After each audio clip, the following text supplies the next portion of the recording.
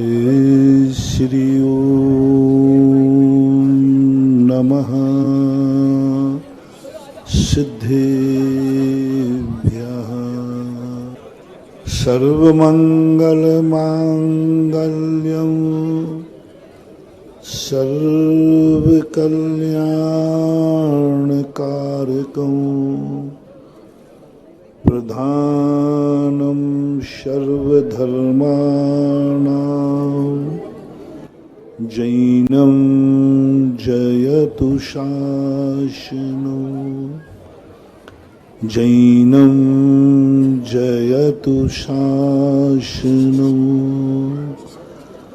पंच परमेष्टि भगवान की आचार्य श्री गुरुवर कुंद कुंद महाराज की आचार्य श्री गुरुवर विद्यासागर महाराज की।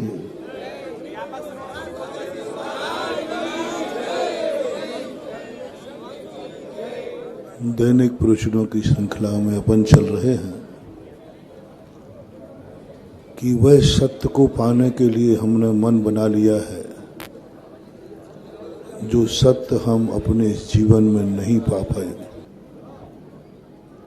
बहुत बड़ा प्रसंग अपना 3-4 दिन से चल रहा है कि वह सत्य जो हम कभी नहीं पा पाएंगे लेकिन हमने उसको पाने का मन बना लिया है।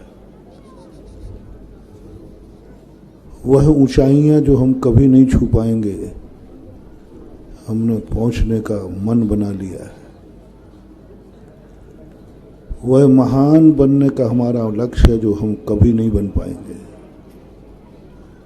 हम मोक्ष जाने के लिए चल पड़े हैं जो मोक्ष नहीं पहुंच पाएंगे। ज्ञात्वा भी मोक्ष जाने का मन बना लिया है और एक अभिशाप है पंचम काल के जीव को, तुम कभी मोक्ष नहीं जा पाओगे इस युग में, इस जीवन में।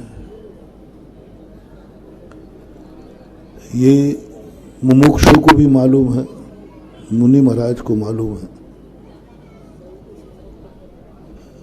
कि नहीं पहुंच पाएंगे मोक्ष, लेकिन मोक्ष के लिए चल पड़े। पूछना मुनि से कहाँ जा रहे हो? मोक्ष। फिर जिनवाणी से पूछना सर्वज्ञ से कि हमारे यहाँ एक महाराज हैं, पंचम काल के जो महाराज हैं, ये मोक्ष जा पाएंगे क्या? क्योंकि वो मोक्ष के लिए चल पड़े। आप लोगों की एक जिज्ञासा होती है, कहीं जाते हैं तो आपको एक विकल्प होता है, क्या हम वहाँ पहुँच जाएंगे? कोई पढ़ाई करता है तो चिंता होती है कि हम पास हो जाएंगे। कोई इंटरव्यू देता है तो मन करता है कि कोई बता देवे कि मुझे नौकरी मिल जाएगी। ये पूछने की जिज्ञासा होती है। ऐसी जिज्ञासा कभी तुम करना, मैं भी करूंगा। मैं मोक्ष जाना चाहता हूं, किसी केवली भगवान से पूछता हूं कि भगवान मैं मोक्ष जाना चाहता हूं, चल पड़ा हूं, पहुंच जाऊंगा? तो उन्होंने कहा नहीं पहुंचोगे। मैं भगवान बनना चाहता हूं, बन जाऊंगा? बोले नहीं बनोगे। मैं उस सत्य महासत्य को पाना चाहता हूं, पा जाऊंगा? नहीं पहुंचोगे। जो जो हमने लक्ष्य बनाए हैं इस पंचम काल के जीव के लिए सब पे मना ही लिखा है, सब पे मना ही लिखा है। अंतिम लक्ष्य तुम्हें नहीं मिलेगा। कल अपन ने इसके संबंध में डिस्कशन किया था। अब क्या करें? घोषणा हो गई कि तुम जिस मंजिल पे जाना चाहते हो वहां नहीं पहुंच पाओगे। अब यात्रा को स्थगित कर दूं, लौट जाऊं या आगे बढ़ता रहूं? घोषणा क्या हो गई है? तुम आकाश के तारे जमीन पे आ सकते हैं लेकिन तुम जहां जाना चाहते हो वहां पहुंच नहीं पाओगे। ये तुम्हें अभिशाप है। थोड़ा कठिन शब्द बोल रहा हूं, थोड़ा कठोर शब्द बोल रहा हूं। ये जिनवाणी का कथन है क्यों है? क्योंकि हमें एक अभिशाप मिला है कि पंचम काल का जीव कभी मोक्ष प्राप्त। अब मैं आपसे पूछता हूं, फिर मैं अपनी बताऊंगा। जब आपको मालूम हो गया कि तुम कितने भी पढ़ लो, 100 मुड़ के हो जाओ, कभी पास नहीं होगे, और ये घोषणा किसी विश्वसनीय व्यक्ति ने की है, सत्य को जानकार ने की है, जिसका वचन कभी झूठा नहीं होता है, अब आप क्या करेंगे? पढ़ना चालू रखेंगे या पढ़ाई बंद करेंगे? जल्दी बोलो। समझदारी यही है ना? तुम लाख उपाय करो, तुम शिखर जी नहीं पहुंच पाओगे। किसी निमित्त ज्ञानी ने घोषणा की, अब तुम अपनी यात्रा चालू रखोगे या रोक दोगे? महाराज जी, हम लोगों की यात्रा पूछो, हम तो एक छींक पे ही रोक देते हैं। कहीं यात्रा जा रही है ना और छींक आ जाए तो क्या कहते सब लोग? अरे भैया रहने दो, मत जाओ, छींक हो गई छींक। बिल्ली रास्ता काट जाए तो ही रोक देते। यहां तो सर्वज्ञ भगवान घोषित कर रहे हैं कि तुम लाख उपाय करो, पास नहीं होगे, यात्रा सफल नहीं होगी। तो मतलब रोकना ही समझदारी है, रोकना ही समझदारी है। लेकिन मैं ऐसा नहीं करूंगा, क्योंकि ये बात मुझे मानतुंग आचार्य महाराज ने कही, तुम गलती मत करना, तुम चूक मत जाना, तुम अभिशाप को स्वीकार करना, तुम खुद मन बना लेना कि मैं पहुंच नहीं पाऊंगा, लेकिन तुम चलना बंद मत करना, पढ़ना बंद मत करना, तुम्हें चलना है, पहुंच ही नहीं पाना। कल मैंने कहा था, मानतुंग आचार्य महाराज ने के लिए ऐसा किसी ने प्रश्न कर दिया, तुम बड़े भगवान के भक्त बने फिरते हो,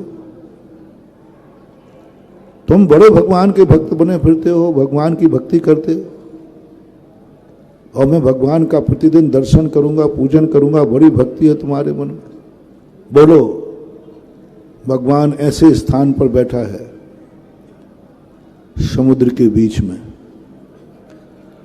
और समुद्र में तूफानी सुनामी लहरें चल रही हैं, और मगरमच्छों से भरा हुआ है, मगरमच्छों से भरा है। कल का प्रवचन सुन लेना, ठसाठस मगरमच्छ, और मगरमच्छ जो हैं तूफान आने से और क्रोधित हो रहे हैं। ऐसे समुद्र को तुम्हें भुजाओं से तैरना है, जलयान से नहीं, जलयान से नहीं। कल्पांत काल पवनोद्यत नक्र चक्रम को वा तरी धूल बम्बु निधि भुजाओं। इस श्लोक की कल विशद व्याख्या की। भुजाओं से चलना है। देख लो, मगरमच्छ कोई साधारण नहीं है, एक झपका मारेंगे सीधे पेट में जाओगे। कहां जाओगे? सीधे। ज्यादा हेकड़ी मत करो, भगवान तक पहुंच ही नहीं पाओगे, क्योंकि मगरमच्छ खतरनाक है, पहुंच ही नहीं पाओगे, ये निश्चित है, घोषणा है। अब बोलो, है तुम्हारे पास कोई भगत है ऐसा माई का लाल? भगवान बैठे हैं समुद्र के बीच में, मगरमच्छों से घिरा हुआ है पूरा समुद्र, क्रोधित मगरमच्छ मुंह फाड़ बैठे हैं, और आकाशवाणी हो गई कि तुम भगवान तक नहीं पहुंच पाओगे। बीच में ही मगरमच्छ। अब इसके बाद क्या करना चाहिए? और भुजाओं से तैरना है। बोलो, कूद जाना है या रुक जाना है? मरना निश्चित हो चुका है, मौत निश्चित है, भगवान भी नहीं मिलेंगे और जीवन भी नहीं बचेगा। क्या करना चाहिए? सारे लोग यही कहेंगे, महाराज जी अब भगवान नहीं मिल रहा तो जीवन ही बचा लो, काय को कूदना। मानतुंग आचार्य महाराज कहते हैं, इतना कठिन विकट प्रश्न सामने था और मानतुंग आचार्य महाराज ने हाथ उठा दिया, सोहम तथापि तव भक्ति वैशान मुनीशो कर तुम स्तवम विगत शक्ति। मैं जाऊंगा, तू पंचम काल का जीव है, क्या भगवान की भक्ति करेगा? पहली बात तो पहुंच ही नहीं पाएगा, और पहुंच भी जाएगा तो तू इतना घायल हो जाएगा कि मुंह से आवाज भी निकल जाएगी। तो तेरे पास कितने शब्द हैं, ये वो भगवान है जिनमें शुर गुरु भी इनकी भक्ति करने में बौना पड़ गया।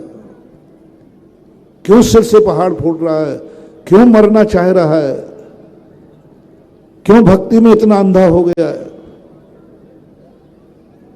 कैसे होती है भक्ति? सुनो महानुभाव,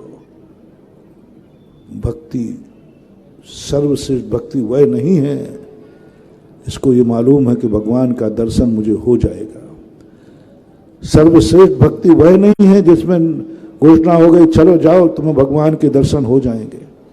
आशा विश्वास हो गया, पक्का विश्वास हो गया कि मैं शिखर जी पहुंच जाऊंगा, पक्का विश्वास हो गया कि मंदिर पहुंच जाऊंगा।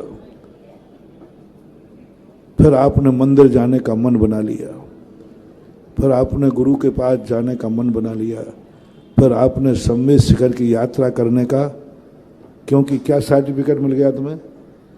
जाओ तुम्हारी यात्रा सकुशल होगी। अब मन बनाने में क्या आपत्ति है? महाराज अब तो निश्चिंत है, तुम्हारी सकुशल यात्रा होगी और सकुशल लौट के आओगे। तो जिसका मन नहीं था वो भी कहता फिर तो हम भी चलते, क्योंकि आश्वासन क्या मिल गया कि यात्रा सकुशल होगी, दर्शन अच्छे होंगे, वंदना अच्छी होगी और सकुशल तुम घर लौट के। इतने आश्वासन मिलने पर और ये और कह दिया जाए जो आज जाएगा उसी को ये सुविधा है। आज जो यात्रा पे जाएगा उसको ये सुविधा है। तो कितने लोग मन बना लेंगे? बहुत सब। जैनाचार्य कहते हैं इसको 33 नंबर मिलेंगे गांधी डिवीजन। क्योंकि कब यात्रा जाने का मन बनाया इसने? गाड़ी फ्री है, खाना फ्री है, वहां व्यवस्थाएं फ्री है, वहां कमरा फ्री है, और किसी ने दया करके डोली भी फ्री कर दे, है ना? और क्या फ्री कराओगे? है?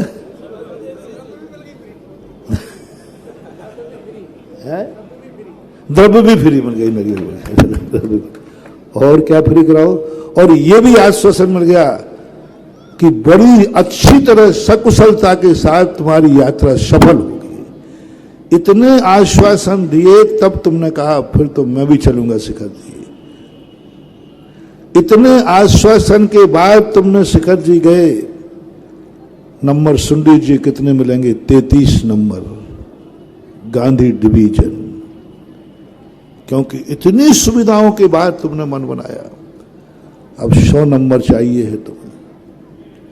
33 नंबर में भक्ति तो हो जाती, लेकिन भक्ति की सिद्धि 33 नंबर व्यक्ति वाला पास तो हो जाता है, लेकिन अच्छी नौकरी, बोलो ना, अच्छी कंपनी में पास तो हो जाता है कि नहीं? पास हो जाता है लेकिन अच्छी कंपनी नहीं मिलती, अच्छी नौकरी नहीं मिलती। फिर क्या करें? तो ऐसी कंपनी की हमें नौकरी करना है जो हमें पढ़ाई करते समय ही नौकरी दे दे। 100 नंबर। मानतुंग आचार्य कहते 100 नंबर चाहिए मुझे। तो 100 नंबर तो जब मिलेंगे, ना आना फ्री है, ना जाना फ्री है, ना खाना फ्री है, कोई फ्री नहीं है, और सारे के सारे घोषणा भी ये हो रही तू लाख उपाय कर ले तेरी यात्रा सफल नहीं होगी, और तू गया तो लौट के नहीं आएगा। और कठिन घोषणा करूं? और ये घोषणा किसी दूसरे ने नहीं की, प्रमाणिक व्यक्ति ने, सर्वज्ञ ने, तुम्हारे गुरु ने घोषणा की। सुविधाएं तो कुछ है ही नहीं, और गया तो लौट के नहीं आएगा। अब कितने लोग मन बनाएंगे?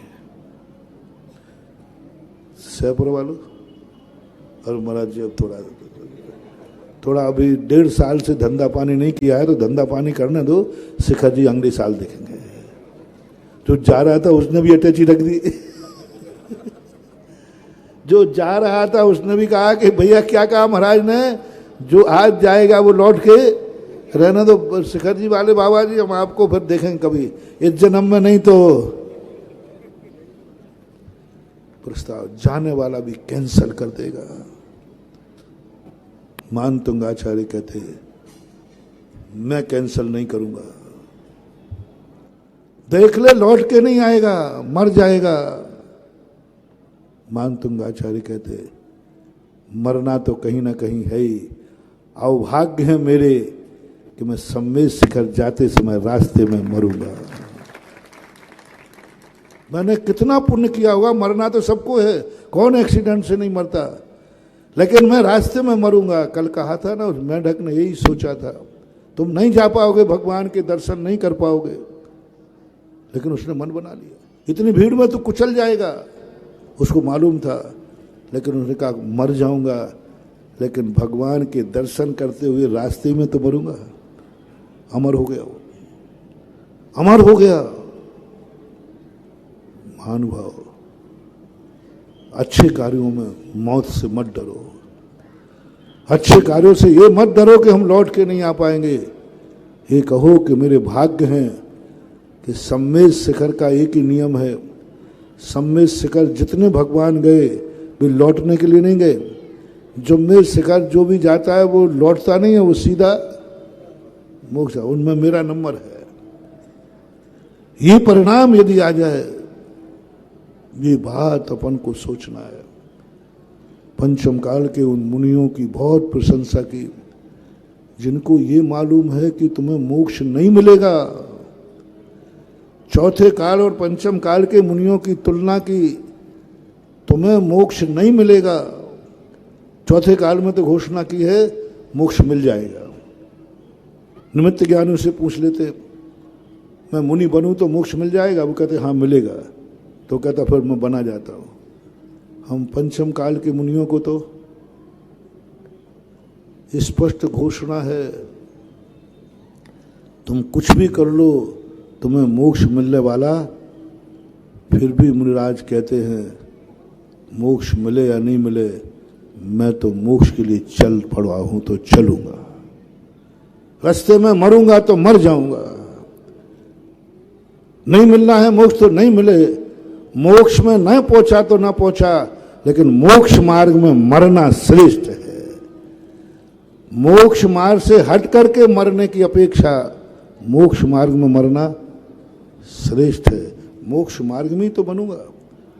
और जो ऐसा साहस कर लेते हैं, मोक्ष मिले या नहीं मिले लेकिन मैं तो विधि पूरी अपनाऊंगा, सल्लेख ना लूंगा, रत्नत्रय पालन करूंगा, इनको मोक्ष तो नहीं मिलता, लेकिन 100/100 नंबर मिलने से एक सर्टिफिकेट आता है, जा तू 2-3 भव से ज्यादा इस संसार में नहीं रहेगा, क्योंकि तूने इस विकट समय में भी जहां स्पष्ट घोषणा है उसको भी पाने का मन बनाया।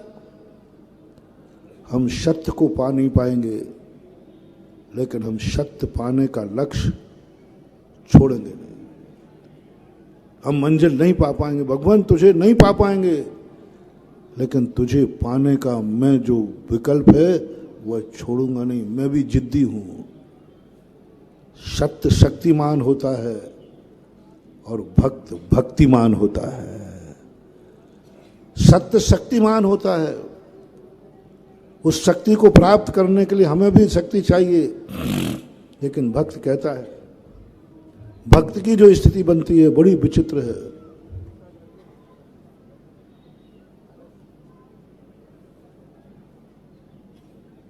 हे सत्य तेरे पास शक्ति है, हे भगवान तेरे पास शक्ति है, हे धर्म तेरे पास शक्ति है, हे नमोकार मन तेरे पास शक्ति है, लेकिन मेरे पास शक्ति तो नहीं है, लेकिन मेरे पास भक्ति है और मैं भक्ति को नहीं छोड़ सकता। तो तेरी शक्ति तो है ही नहीं। सोहम तथापि तव भक्ति वशान नहीं कर तुम स्तवम विगत। मेरे पास भक्ति है, मैं भक्ति करूंगा, मरूंगा तो मर जाऊंगा। प्रीत्यात्म वीर मविचार नाभेति किम निज शिशो। क्या बात है, क्या मृगी नहीं जानती है कि शेर के सामने मेरी शक्ति क्या है? क्या वो नहीं जानती कि मैं शेर को कभी जीत नहीं पाऊंगी और मेरा मरना निश्चित है? कल इस पर विशद व्याख्या हुई थी।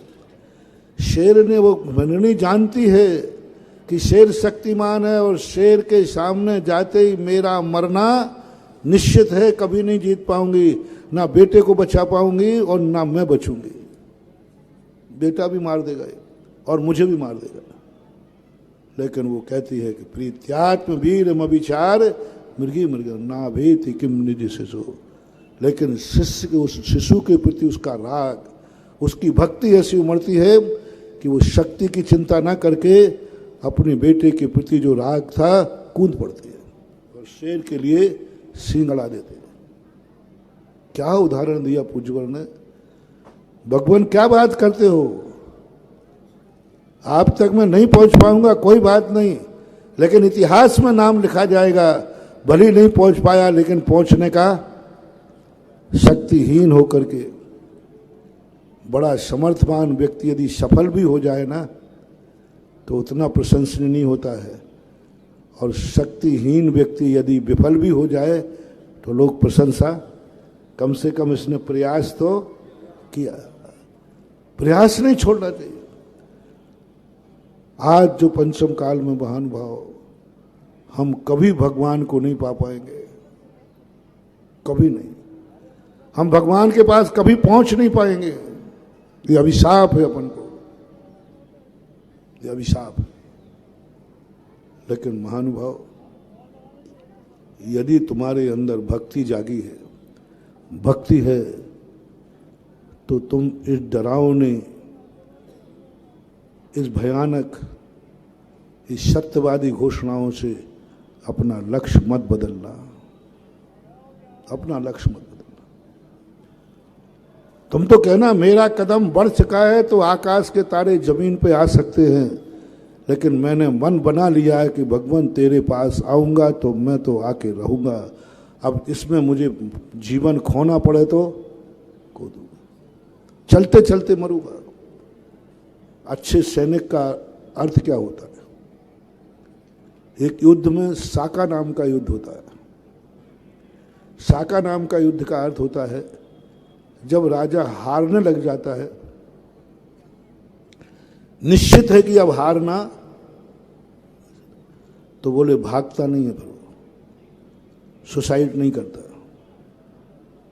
वो कहता है कि सुसाइड करने की अपेक्षा, भागने की अपेक्षा लड़ते लड़ते मरूंगा। और अंतिम भोजन करते हैं वो सब लोग बैठ करके किले के अंदर बंद होकर के, और कबाड़ को खोल देते हैं, और उनका एक ही लक्ष्य है, निश्चित मरना है।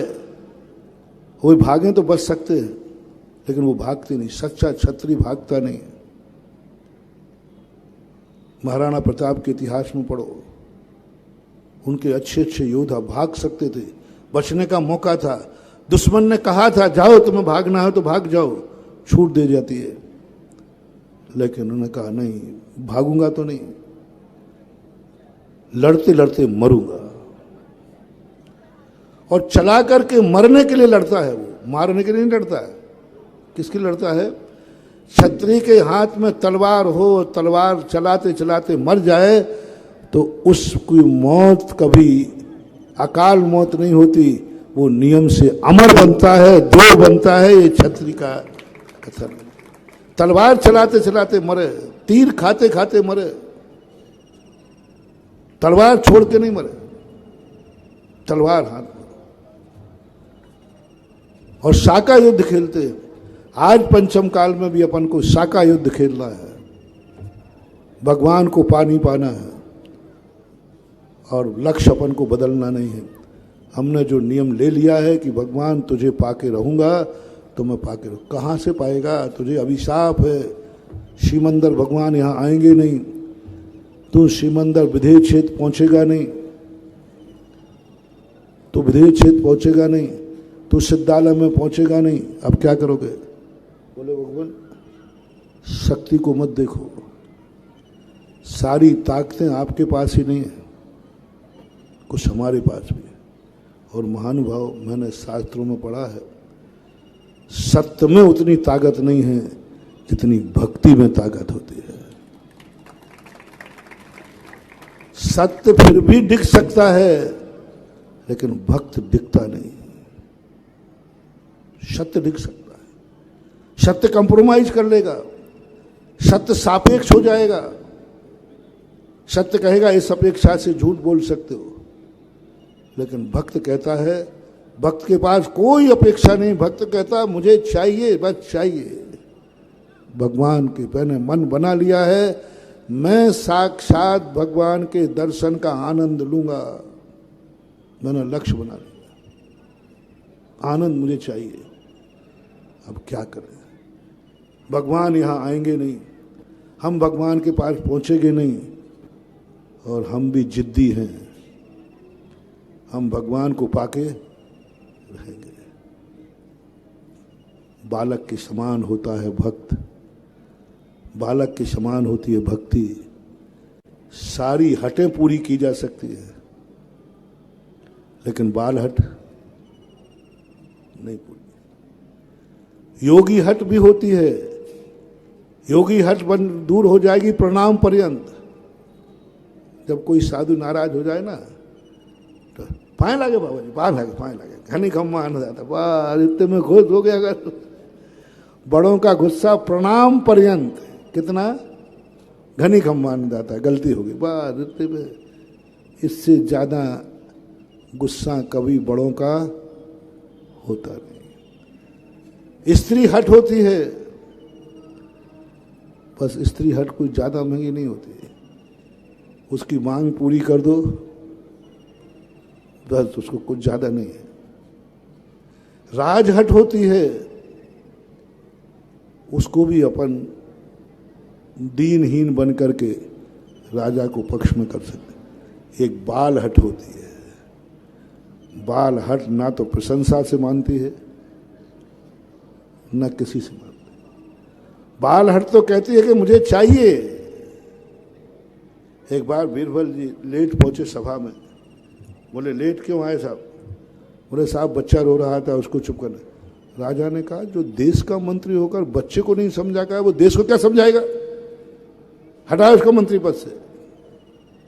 बोले राजा साहब हटा देना, लेकिन आप तो राजा हैं, एक बार बच्चे को समझा। बोले बता तेरा कौन सा बच्चा है? मैं राजा हूं, सारी प्रजा को चलाता हूं। देखे कौन है तेरा बच्चे को लाया गया, तो राजा साहब ने कहा तूने बच्चे को खाने नहीं दिया होगा, कंजूस खोपड़ी है तू।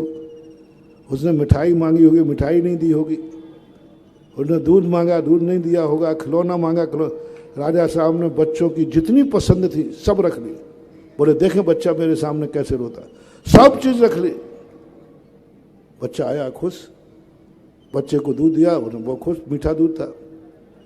राजा कहता बीरबल से देख छोकरा तेरा है, यहाँ रो के दिखाए। और बच्चा सीधे दूध तो पीता नहीं, वो मुनि महाराज तो है नहीं कि नीचे का दल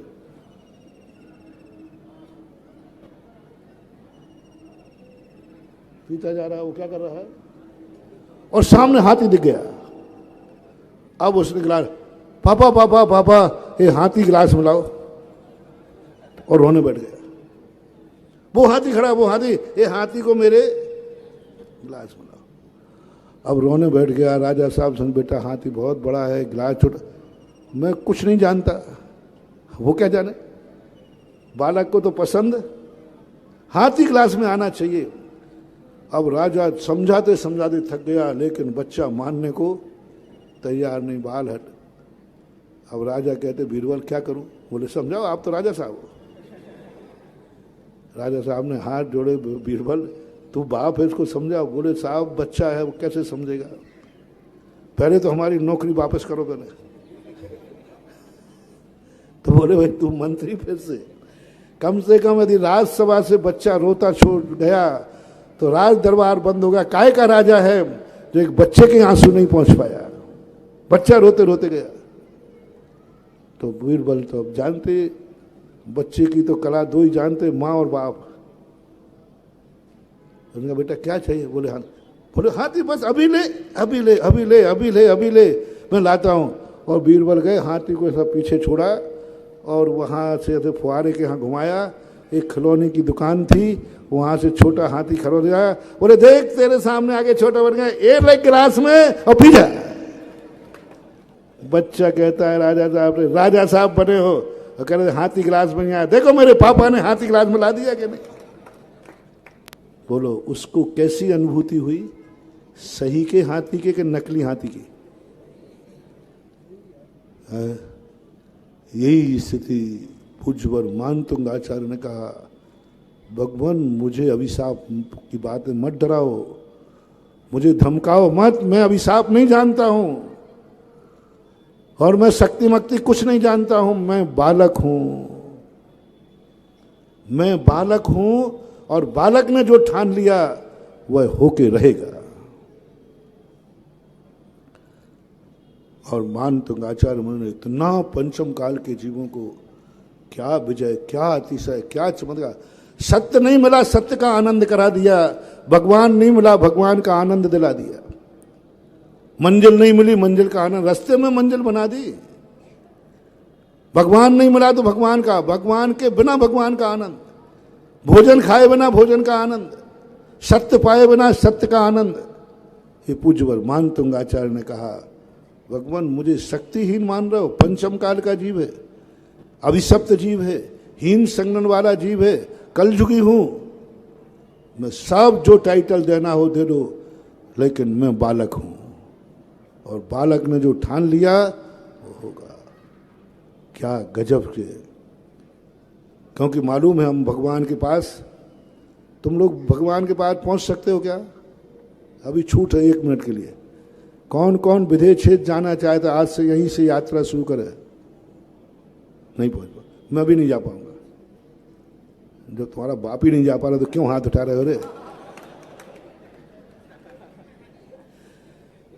अरे गुरुजी नहीं जा पा रहे तो तुम क्या, हम क्या जा पाएंगे? कुंद कुंद नहीं जा पाए, अपन क्या जा पाएंगे? कुंद कुंद की किंवदंती मिलती है कहानी, भद्रबाहु स्वामी बड़े बड़े आचार्य, सीधे कहो नहीं जा पाऊंगा। सिद्धालय जा पाओगे? नहीं जा पाओगे। लेकिन मैं भगवान का दर्शन करके रहूंगा। तो क्या महाराज भगवान यहां आएंगे? वो भी नहीं आएंगे। तुम भगवान के पास जाओगे? नहीं जाऊंगा, लेकिन भगवान का दर्शन करके रहूंगा। माँ से कहा, बेट माँ मुझे चंद्रमा चाहिए। मामा से कहा चंद्रमा चाहिए। सबसे कहा बच्चे ने चंद्रमा चाहिए। तो कहते चंदा मामा दूर के, हाँ आगे बोल दो ना। हाँ, और बच्चा तो बच्चे, मम्मी चंद्रमा चाहिए, चंद्रमा चाहिए, चंद्रमा चाहिए। माँ ने कहा बेटा आ जाएगा, इतनी सी बात, ये पापा के बस की बात नहीं है। वो तो एक थप्पड़ और लगाएगा, चंद्रमा चाहिए। ज्ञानी व्यक्ति कहेंगे पागल हो गया तू, छोटा होकर चंद्रमा तक कौन पहुंच पाएगा? सारा जगत उस बालक को करार कर देगा। एक माँ है, बेटा क्या बात है, चंद्रमा चाहिए, अभी ले। बालम विहाय जल संसत मिंदु बिंब मन्या का एक क्षति जना सहसा। एक थाली राखी रखी, पर ऊपर मत देख, अब जल्दी चंद्रमा चाहिए ना, ऊपर मत देख, थाली में देख। अरे चंद्रमा तो ये आ गया। बताओ उस बालक ने जब चंद्रमा देखा थाली में, उसको आनंद सही का आया या नकली का? छाया का आनंद आया कि सही का? बोलो रविंद्र बाबू, तुम तालाब में बैठे देखते रहना। सही का आनंद आया कि झूठे का आनंद? बताओ सही का। और उसने हाथ से पकड़ना चाहा, सही का चंद्रमा के झूठे का? तुम्हें आम से मतलब है कि गुठली से? तुम्हें भगवान से मतलब है कि भगवान के दर्शन से? तुम्हें भगवान से मतलब है, सत्य से मतलब है, सत्य के आनंद से। बोलो, हमें क्या लेना देना है? हमें तो आनंद से मतलब है, सत्य का आनंद आना चाहिए, भगवान के दर्शन का आनंद आना चाहिए। और आया, बस समझदार मत बनना, ऊपर मत देखना। ऊपर देखोगे ध्यान रखना गायब हो जाएगा चंद्रमा। ऊपर मत देखो, नीचे देखो। और तुम्हें कुछ नहीं करना, ऊपर मत देखना, नहीं तो 2 चंद्रमा देखेंगे फिर, और दुविधा पड़ा। नीचे देख, ऊपर मत देखना, सिद्धालय में मत देखना, विदेह क्षेत्र मत देखना, तू सीधा देख शास्त्र तीर्थ क्षेत्र में आदिनाथ भगवान को देख। देख, मूर्ति पूजन का सबसे बड़ा समर्थन पंचम काल के जीव को बालक स्वीकार कर दिया मानतुंगाचार्य ने। मैं बालक हूं, तू बालक क्या पा पाएगा, भगवान पार क्या जा पाएगा? बोले भगवान को मुझे कोई लेना देना नहीं, मुझे तो भगवान का आनंद चाहिए, भगवान के दर्शन का फल चाहिए, मुझे तो भगवान के दर्शन से अपने कर्म काटना है, हमें भगवान चाहिए बस।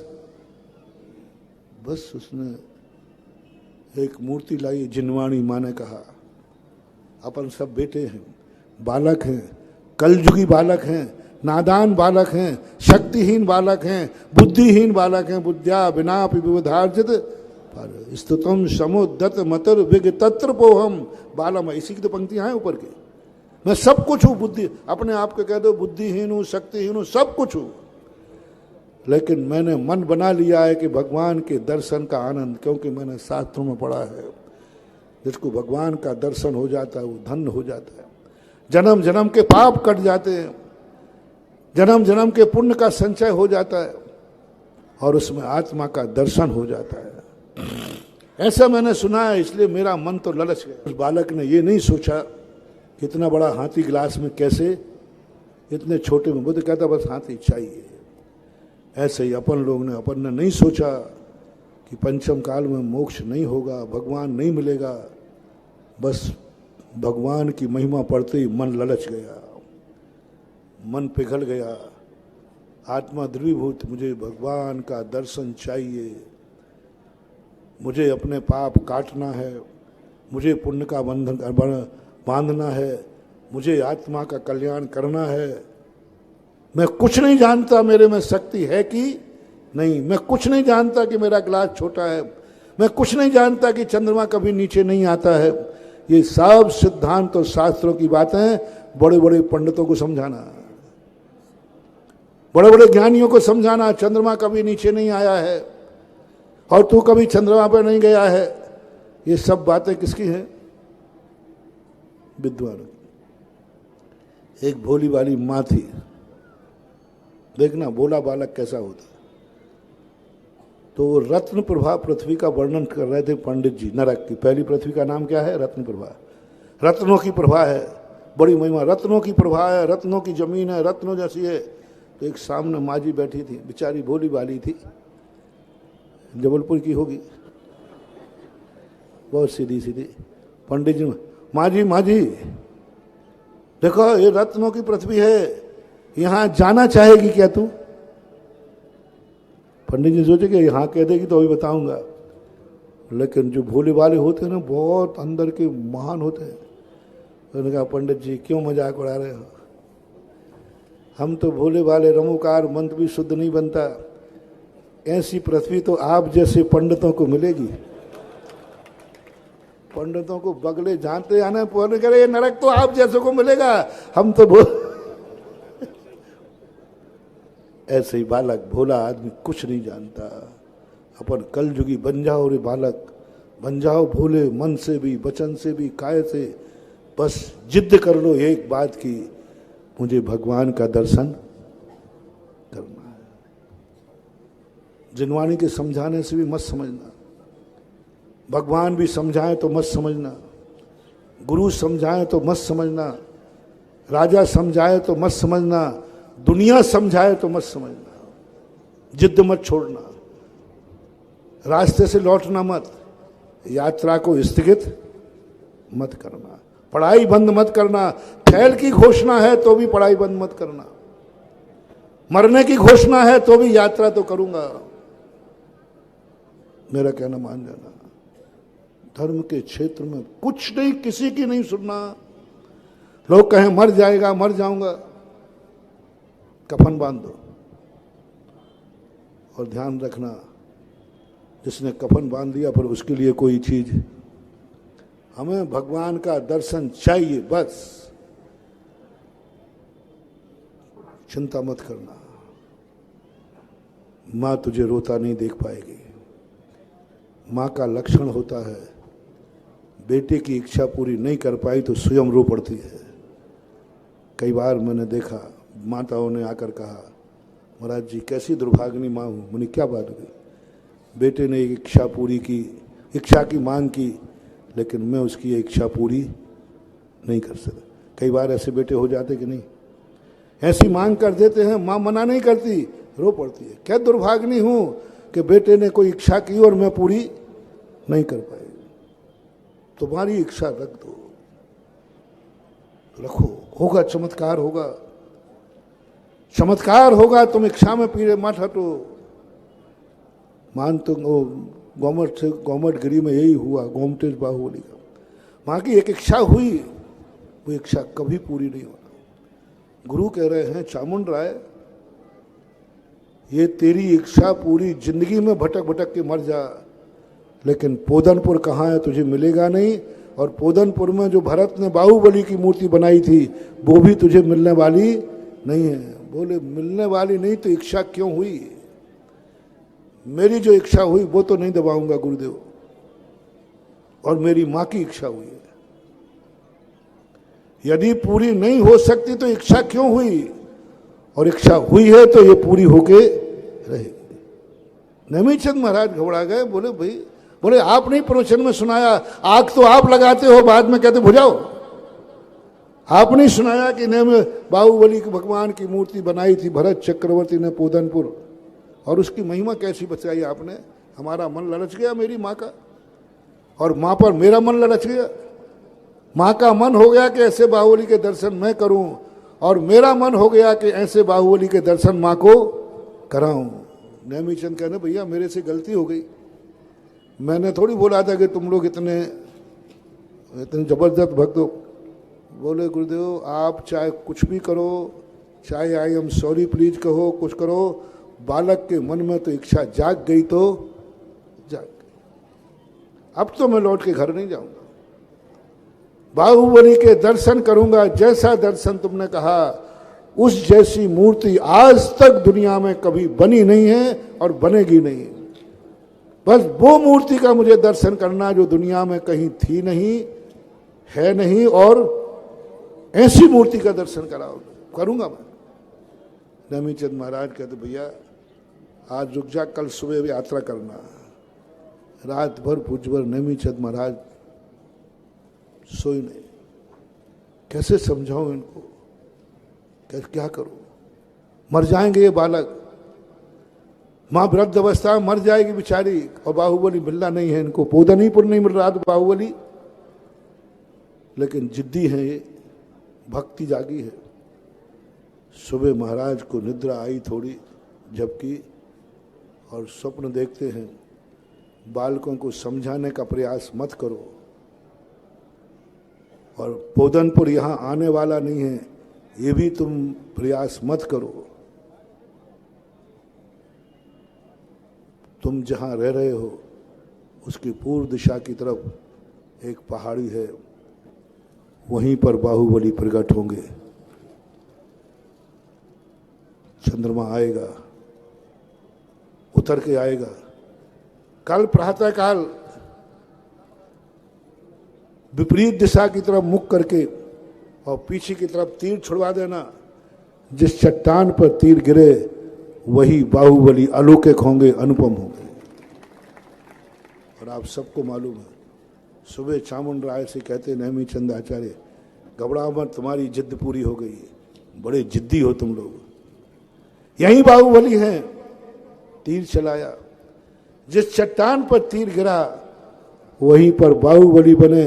बोलो बाहुबली जैसी मूर्ति पहले थी, आज है, कल कौन बनाएगा? पूरे दक्षिण भारत के लोग बाहुबली जैसी मूर्ति बनाने के लिए लाखों करोड़ रुपया खर्च कर चुके, लेकिन बाहुबली तो बाहुबली ही हैं। बाहुबली तो भक्त के बाहुबली, भक्त ने इच्छा की, बेजोड़ बाहुबली सुमन गोल में बन गए। पोदन पर रखा रह गया होगा कहीं पोदन पर, सत्य जीता कि भक्ति जीती? भक्ति। आज अपना भी वही प्रसंग है महानुभाव। इस कलयुग में अपने पास कुछ नहीं है, बस एक ठान लो, मां मैं अपनी जिद नहीं छोड़ूंगा, मुझे दर्शन करना है, क्योंकि शास्त्रों में लिखा है भगवान का दर्शन बहुत आनंददायी होता है, बहुत महान होता है, बहुत कर्मों को काटना। और मैंने मन बना लिया। अब कोई कितनी धमकाए, कितनी समझाए, मत मानना। माँ को रास्ता निकालना पड़ेगा, गुरु को रास्ता निकालना पड़ेगा, भगवान को रास्ता निकालना पड़ेगा, क्योंकि बालक की जिद पूरी और निकाल दिया। माँ ने कहा जिद्दी कहीं के लो, और ऐसा माहौल निकाला। माँ ने तुम्हारी जिद पूरी करने के लिए मुनिराज को मनाया, हे मुनिराज देखो ये बालक ग्रस्त हैं, ये शास्त्रों की भाषा नहीं समझते, और इन्होंने ऐसा आनंद लेने का मन बना लिया है। तुम एक काम करो, ये तो वहाँ तक नहीं पहुँच पाएंगे, इनकी शक्ति नहीं है, भगवान को ही नीचे बुलाओ। जनवाणी माँ ने मुनियों को आदेश दिया, तुम्हारे लिए, महाराज के लिए, मुझे भगवान की जरूरत नहीं, मैं ऐसा जिद्दी आदमी नहीं हूँ, मैं तो सत्य को पाके रहूँगा, मैं समझने वाला नहीं हूँ, मैं बड़ा आदमी हूँ, समझदार हूँ, मुझे मालूम है कि ये छाया है, लेकिन इनको गलत करो, तुम भगवान को लाओ। मात्र भगवान जमीन पे आ सकता है सिद्धालय में, सत्य से नहीं।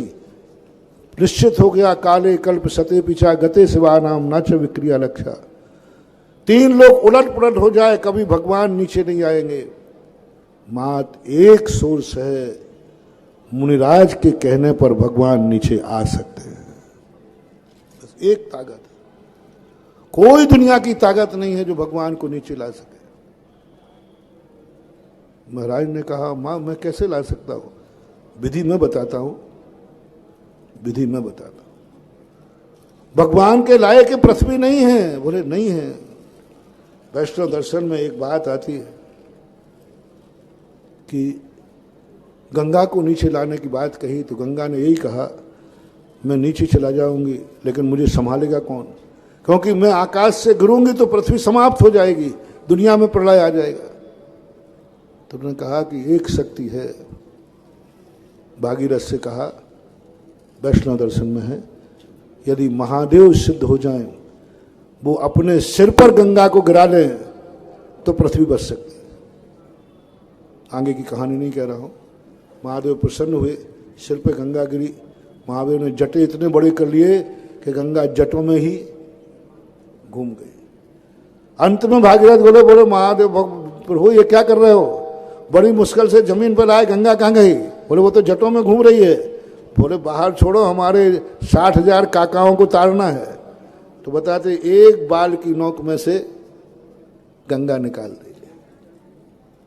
जैन दर्शन के अनुसार भी 500 धनुष पूरी जटा वाली मूर्ति जहां गंगा गिरती है वहां पर बनी हुई है, गंगा सिंधु के मुहाने पर। वो छोड़ो कहानी, यानी झेल लेंगे। तो अब मां से पूछा, मां कैसे होगा, भगवान को जमीन पे कैसे लाऊं? ये जमीन में तो ऐसी पवित्रता है ही नहीं। बोले एक स्थान है,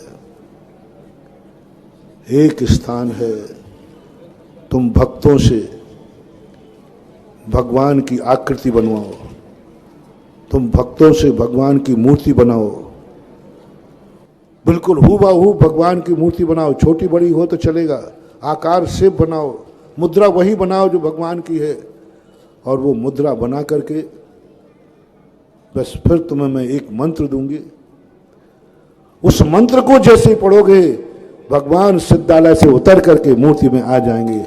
मार भगवान को झेलने की शक्ति मूर्ति में है, लेकिन आकार उन्हीं का होना चाहिए, आकार उन्हीं का होना चाहिए। वही वीतराग मुद्रा होना चाहिए, वही सब कुछ होना चाहिए। महाराज ने, साधु ने तुम्हें उपदेश दिया, गंधर्व परमेष्ठी ने चक्रवर्ती को उपदेश दिया, युग के आदि में मूर्ति बनाओ।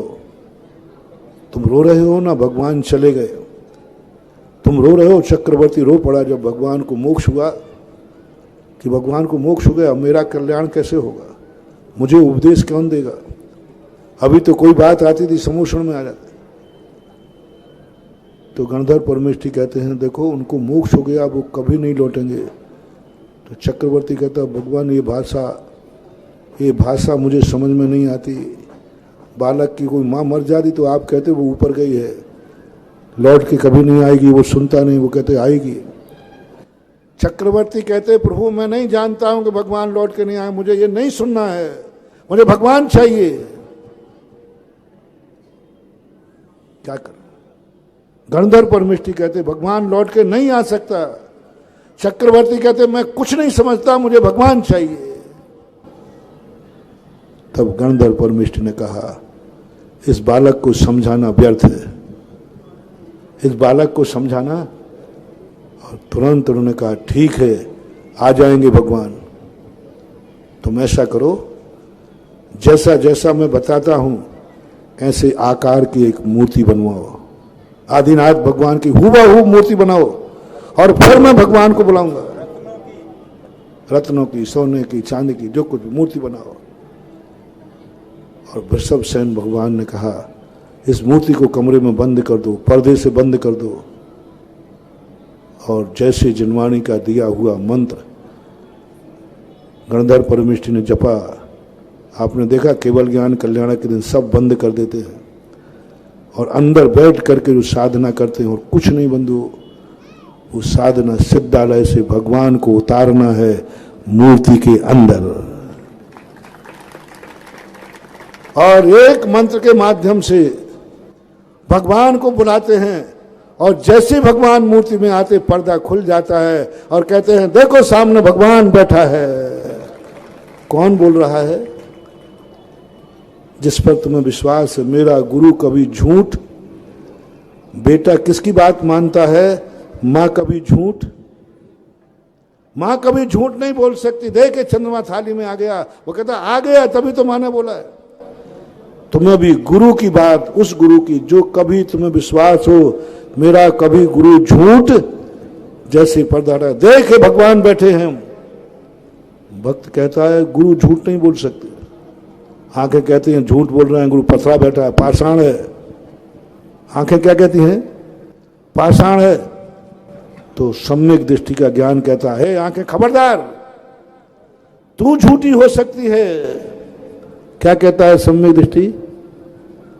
अपनी आंखों में, हे आंखें तू झूठी हो सकती है, ये कान झूठे हो सकते हैं, मैं झूठा हो सकता हूं, सारा जगत झूठा हो सकता है, लेकिन मेरा गुरु झूठा नहीं हो सकता। पहले भी कहा था, पहले शास्त्रों ने आदिनाथ भगवान की महिमा बताई थी। अब आदिनाथ ने इतना विस्तार कर लिया, एक मंदिर के आदिनाथ अब तीर्थ क्षेत्र के आदिनाथ बन चुके हैं। और उसको उच्चासन पर आने के लिए व्यवस्था करें। अब थोड़ी देर अभी समय है, रुकना। बोलिए देवाय देव आदि ब्रह्म आदि तीर्थंकर श्री आदिनाथ भगवान की।